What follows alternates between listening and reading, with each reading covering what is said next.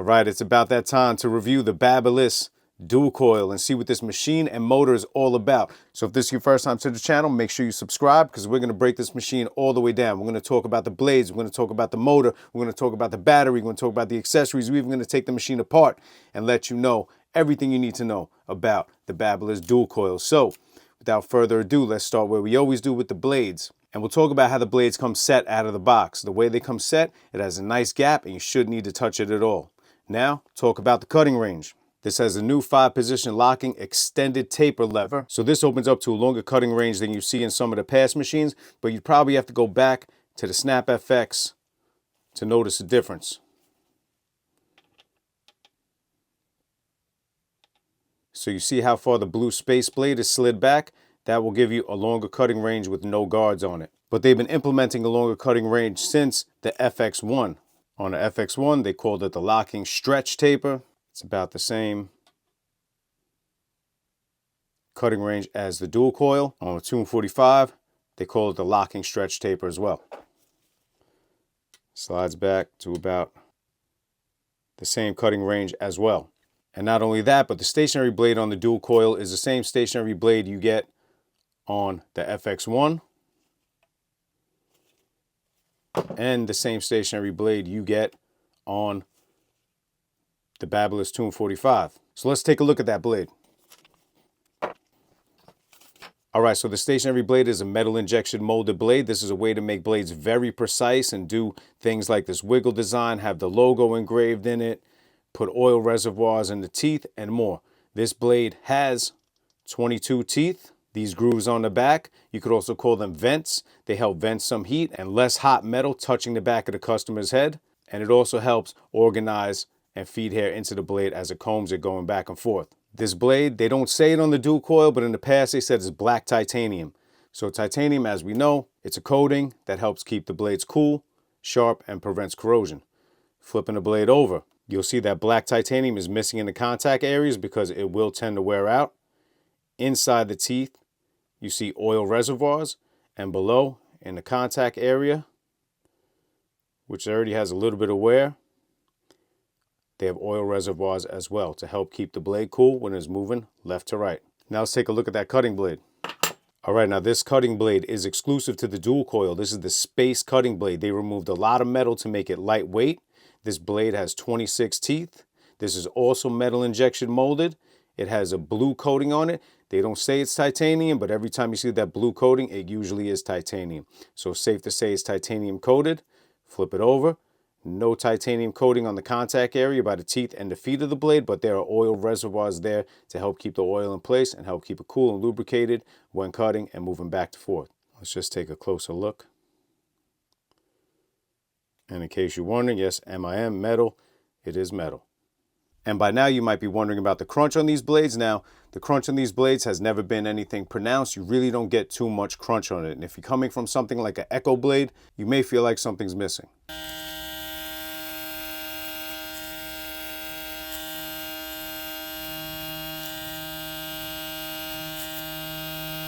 And yes, our sound blade does fit on it. You will have to use the screws that come with it, but that will give your machine a nice crunch, but we'll address that in another video.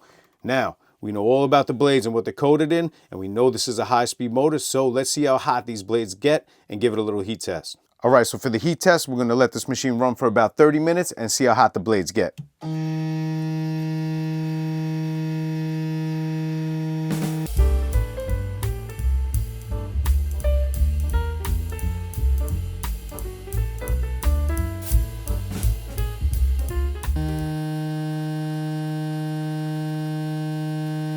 All right, so at the 30 minutes, the blades got up to 117 degrees. It's a little on the hot side, but this is a very high RPM machine. Not only do the blades get pretty hot, but the machine feels pretty warm in hand too. And this is the first time I've used the thermal camera to do a temperature reading on the body. And you'll see the machine can get up to 100 degrees in hand. So it'll feel a little warm in hand sometimes too. All right, so now let's get into the star of the show, and that's that dual coil motor. Now let's talk about it. Now you could pretty much say this is like a double vector motor. You have basically two vector motors in here, one on the left and the right, and it's going to optimize performance and really balance the power. And this motor brings a ton of power. This cuts almost like a detachable. And when you use these guards that come with it, that have all this space between the teeth, it's just feeding so much hair into the machine and all the hair is coming off. So this really melts through the hair like nothing else. If you're a beginner barber, I definitely wouldn't recommend this. I would say pros only, or if you're somebody that's doing buzz cuts like in the military or something, this will take the hair off very quick. It is unforgiving and extremely powerful. Now let's see just how powerful it is. All right, so we're going to test the torque by putting it through the brush. I know this gets some criticism. Yes, we do not cut brushes, but it is a constant medium, and it's something that you could compare in past videos to see machines going through the same thing. That's why I use that. So let's check it out.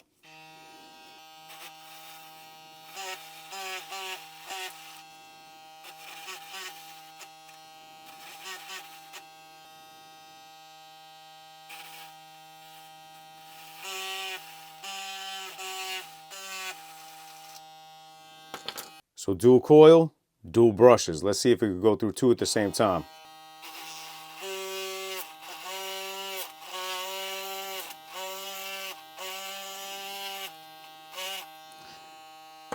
Not quite.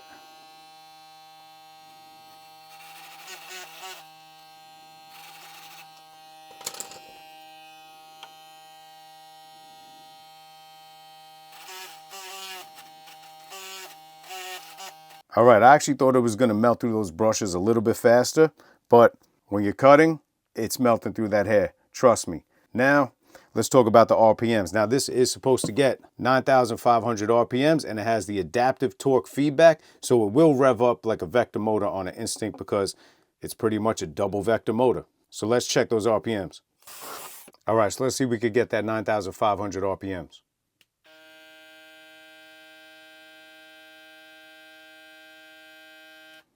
All right, so we're right there at 9,447. Let's just give it to BaByliss. It's 9,500 RPMs. Now let's see what we could get it to rev up to with the adaptive torque feedback.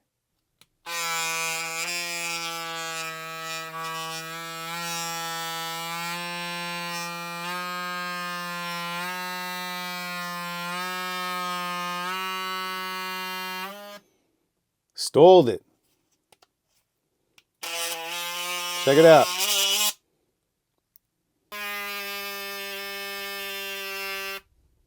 All right, so you can see you could get it about 11,000, 12,000 RPMs before the motor stalls out. And that's about right, because my test on all motors like this, Vector, a lot of them get up to about 12,000 range, and then you stop the blades. That's when you're able to stop the blades. Now, BaByliss actually has a stall protection mode in it, which is good because probably run the less risk of burning out your motor, and this is an expensive machine. All right, so now let's get into the battery for this machine. Now, having something this powerful, you're gonna need a good battery to have it perform. Now, the BaByliss dual coil battery says it's supposed to get up to 2.5 hours of cordless runtime. Let's see if we could achieve that. All right, so we're gonna throw this machine in the light up halo charger, and you'll see that blue light will start to breathe, and it'll keep breathing until the machine gets to a full charge. When it's at a full charge, the light will go steady. And then after 30 minutes on the charger, the light will eventually go out. Now that we know we have a full charge, we're gonna take that machine, put it in the clamp, hit the shot clock, and see how long we can get it to run for.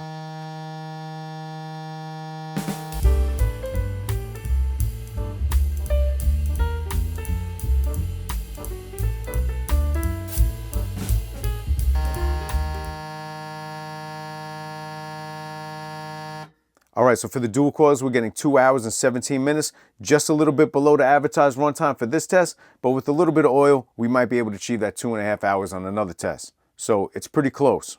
All right, so now let's get into the body of this machine. Now up top, you have this magnetic lid where you can open it up to clean out the hair without having to take the blades off. I love that option. The only drawback I found of this here is fine, but if you go to clean out hair from here,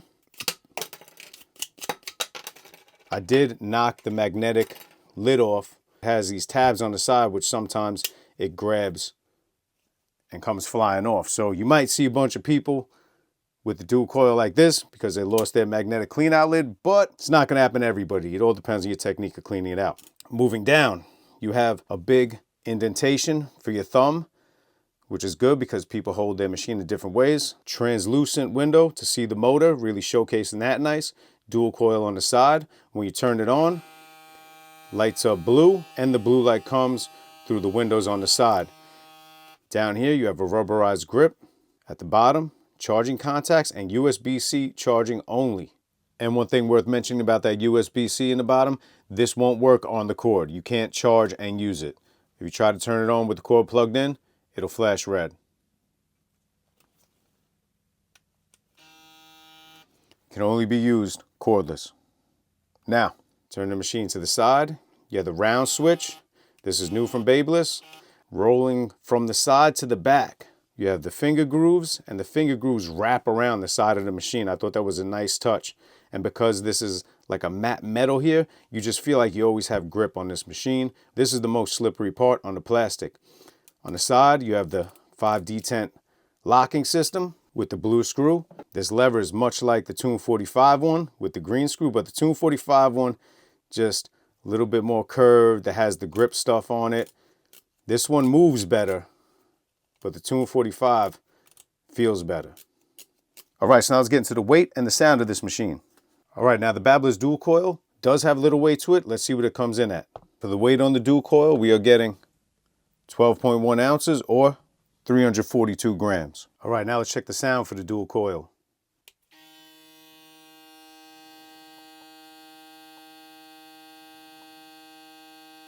Coming in at about 71 decibels. It actually sounds a little quiet than that. It's a nice steady sound and pretty quiet for a vector motor, let's say, a double vector motor. All right, so now the elephant in the room. Let's talk about the price for the dual coil. Now this is one of the most expensive machines on the market, coming to a whopping $329.99.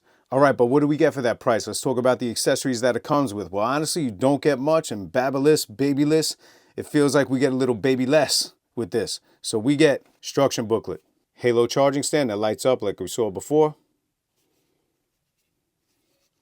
connects USB-C, USB-C charging cable, and you get no charging brick with it, no brush, no oil. I know companies scale back their carbon footprint, like Apple lowering the accessories, so they figure this is a machine made for professionals, so you probably already should have some of that stuff. Now let's talk about the guards that it comes with. Now these are guards that are just like the guards that came with the Tune 45, those green guards, except these have a magnet in the middle, and it looks like they have a different metal tab locking system to give it a little more stability. See if the plastic seems about the same. Comes with the number 4, color coded. It's hard to see that 4. 3, a 2, a 1.5, a 1, and a half. And that's all you get with the BaByliss dual coil. So now let's tear it down and take a look inside and see what this machine looks like.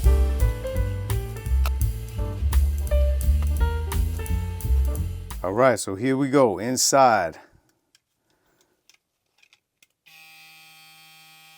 The BaByliss dual coil. Oh, these are the lights. That's why that's connected. All right, so here's the motor. Double vector motor with the badge. Circuit board. Battery underneath. Charging contacts. And that circuit board looks a little familiar. Looks a little familiar. So that's it. Compact, solid. Let's put it back together and do the final thoughts. All right, so my final thoughts. When it comes to specs, it pretty much does what it says it does in terms of RPM and runtime. I do think the machine is an absolute powerhouse, and for pros only or speed barbers, definitely not a machine for beginners. What I don't like is how the machine gets warm in hand. It gets warm in hand pretty quick. That's one of the things I don't like. And this may seem small, but if I keep knocking off this magnetic cover when I'm cleaning hair off with the brush, this might not stay on my station just because of that, and I'll just put it on display as a collectible. But I do really like the machine. And I didn't think I'd ever say this about a cordless machine, but it might even be too powerful. It might be too powerful. So I'm going to try some different blades on it, some different guards, and I'm going to see if I could bring a little more finesse to the powerhouse and get a good balance. But will it stay on my station yet? To be determined. But in the meantime, You should have everything you need to know about this machine, and you can find deals out there and lower that price down. So the choice is yours. Barber's Lounge.